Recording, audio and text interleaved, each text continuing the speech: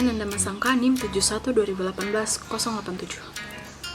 Membahas soal nomor 1, kita perlu terlebih dahulu tahu bahwa ada yang khas dari agama Timur.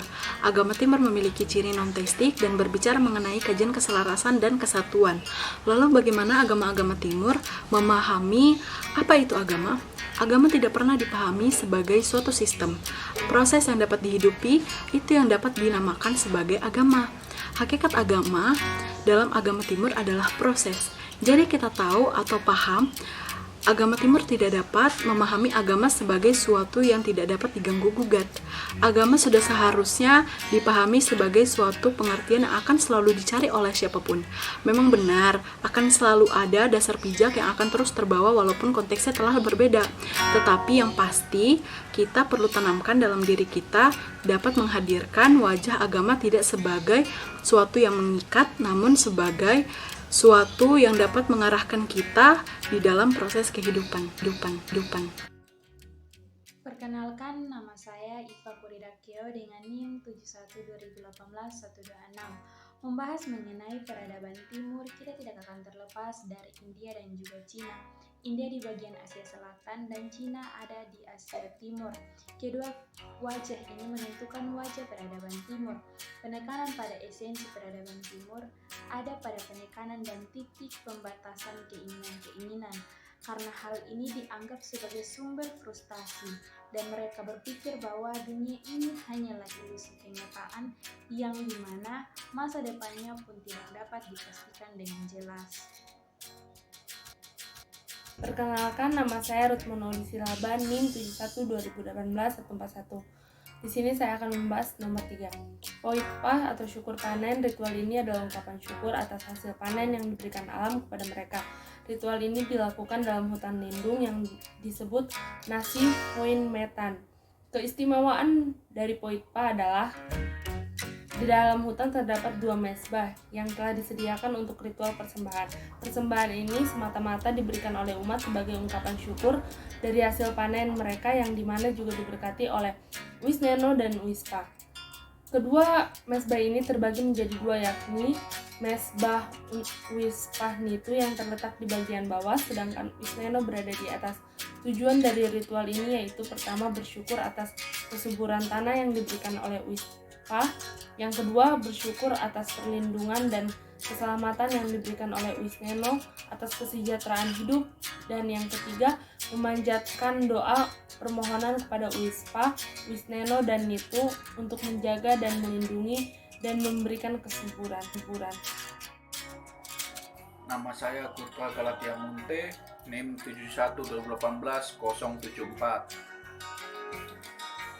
Poin pertama, terletak pada penghayatan kepada yang ilahi, di mana dengan penghayatan itu menunjukkan adanya penghargaan umat kepercayaan penganut Wisneno untuk menghidupi dan menghargai segala yang ada, karena segala yang ada dihayati memiliki esensi ilahi yang tidak pernah terbatas.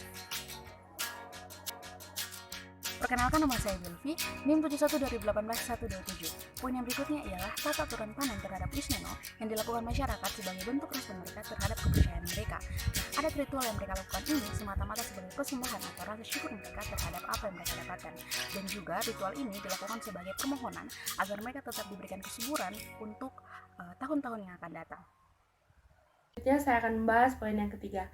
Dengan hal ini masyarakat dengan keadaan mereka berusaha menempatkan akan keinginan mereka melalui tata aturan panen, di mana mereka tahu kapan mereka menghidupi akan keinginan tersebut dan tahu kapan mengelola apa yang sudah mereka dapatkan sebagai wujud ungkapan syukur mereka, yaitu dari hasil panen dan juga kesuburan tanah yang diberikan.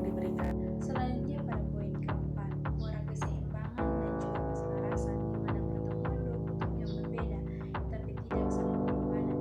Yang dimaksud 2 kutub di sini yaitu 2 pemahaman mengenai keinginan antara Cina dan juga India. Nama Faniana Nama Sangka NIM 71/2018-087. Poin kelima, representasi terhadap nilai-nilai kesadaran, pentingnya respon, pengelolaan keinginan, dan keselarasan atau keseimbangan dalam mewujudkan keempat poin tersebut dalam kehidupan sehari-hari pemeluk kepercayaan tindak keagamaan nyata Wisneno.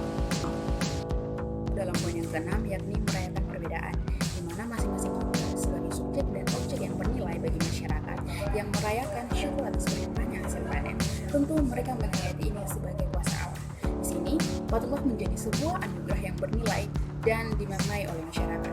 Hendaklah kita menghidupi proses di antara perbedaan dan memaknai berkat hasil panen yang tidak pernah habis yang diberikan atas usaha merawat dan menjaga alam dan saling merangkul satu sama lain.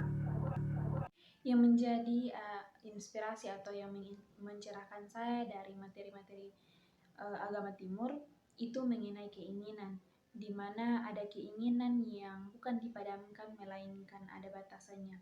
Artinya bagaimana kita belajar untuk mengontrol akan hasrat kita agar tidak terjerumus pada hal-hal yang negatif, sehingga dalam kehidupan kita mampu untuk menempatkan akan keinginan di waktu yang tepat.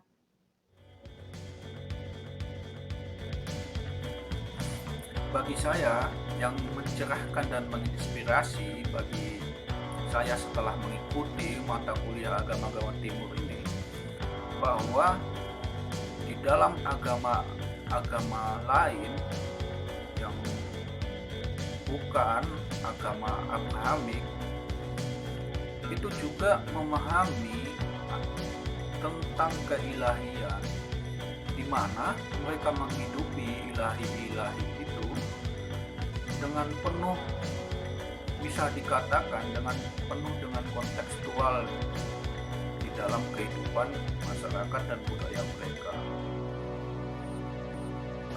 Nama Faniana Nama Sangka NIM 71/2018-087. Hal baru yang menginspirasi dan mencerahkan saya dalam materi agama-agama timur adalah ahimsa, bagian dari salah satu ajaran Weda. Mengapa saya tertarik dengan hal ini? Karena ahimsa tidak hanya berlaku pada manusia, tetapi juga pada seluruh makhluk hidup seperti binatang, tumbuhan, dan alam. Setelah mempelajari materi ini, saya dapat menanamkan sikap menjauhkan diri dari perbuatan-perbuatan yang menyakiti siapapun atau sengaja merusak apapun yang ada di alam.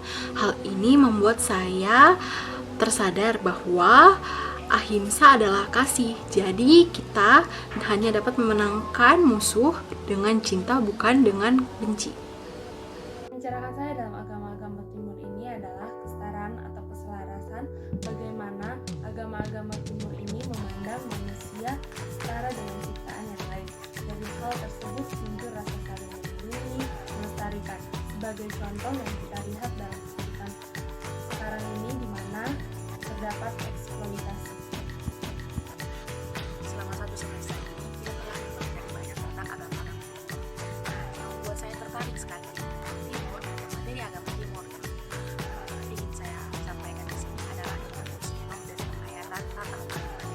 Nah, di sini mereka juga menghayati Wispa itu sendiri. Saya sangat-sangat senang dengan ini karena menurut saya masyarakat atau umat yang percaya kepercayaan ini, mereka menanamkan rasa menghargai, rasa ketulusan dalam hati mereka, dan mereka membuat kita paham bahwa harus ada timbal balik antara manusia dan alam. Ketika kita manusia menghargai alam dengan baik dan kita menghayati apa itu sebenarnya alam yang telah alam berikan kepada kita, maka alam juga akan memberikan yang terbaik kepada kita. Dan saya senang dengan rasa syukur mereka, yakni rasa syukur yang mereka lakukan dengan memberikan persembahan mereka per tahun atau per bulan mereka dengan cara mempersembahkan dengan 2 mesbah itu sendiri kepada Wisneno dan kepada Wispa. Itu merupakan satu penghayatan ritual adat yang